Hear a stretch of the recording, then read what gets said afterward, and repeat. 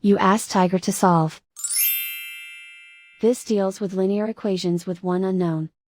The final result is x equals 1 over 8. Let's solve it step by step. Group all constants on the right side of the equation.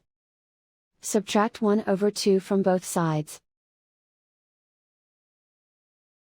Group like terms. Combine the fractions. Combine the numerators. Reduce the zero numerator. Simplify the arithmetic. Convert the integer into a fraction.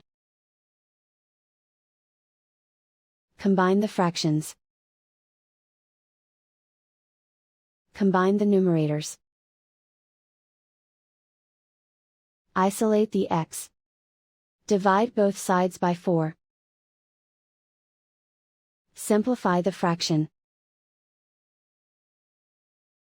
Simplify the arithmetic.